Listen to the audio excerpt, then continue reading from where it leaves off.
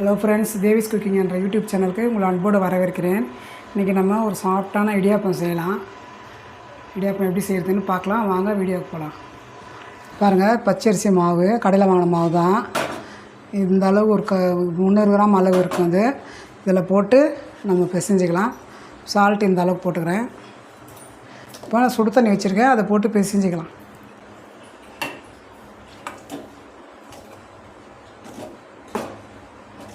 கொஞ்சம் கொஞ்சமாக தண்ணி போட்டு பிசைஞ்சிக்கலாம். ஒரு டைம் போட்டால் நிறைய தண்ணி ஆகிடும்.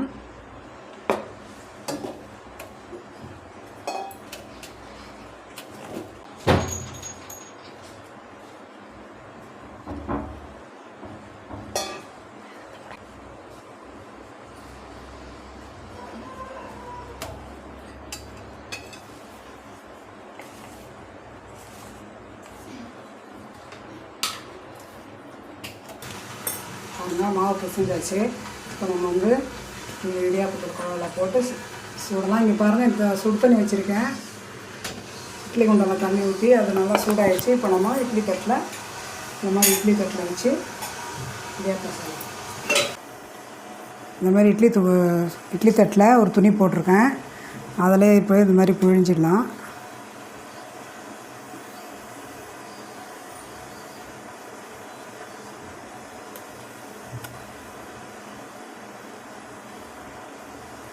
இப்போது அது 2 ரெடி ஆகிடுச்சு. இப்போ நம்ம எடுத்து இப்படி இட்லி குண்டானில் வச்சுக்கலாம்.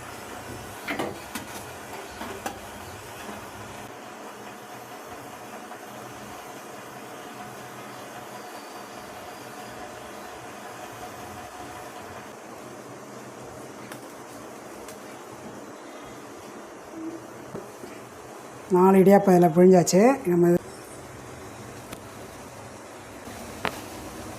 அப்படியே மூடிட்டு ஒரு 10 நிமிஷம் அப்படியே வேக வச்சிடலாம்.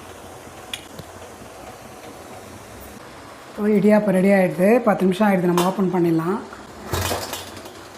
சூப்பராக வாசனை வந்துடுது.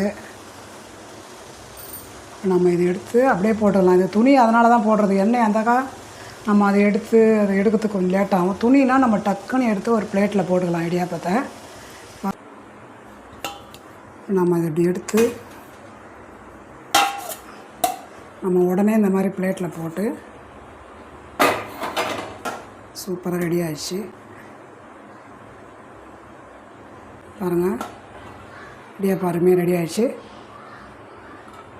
இப்போ நான் இதுக்கு தேங்காய் பால் தான் அரைச்சிருக்கேன். பாருங்கள், தேங்காய் பால் தான் வச்சுருக்கேன். ஏலக்காய் போட்டு சர்க்கரை போட்டு. இடியாப்பமும் நல்லா சாஃப்டாக இருக்குது. பாருங்கள், அருமையாக வருது. நீங்களும் இந்த மாதிரி செஞ்சு பாருங்கள். இந்த வீடியோ உங்களுக்கு பிடிச்சிருந்தால் லைக் பண்ணுங்கள், ஷேர் பண்ணுங்கள், சப்ஸ்கிரைப் பண்ணுங்கள். அடுத்த வீடியோவில் சந்திப்போம். பாய்.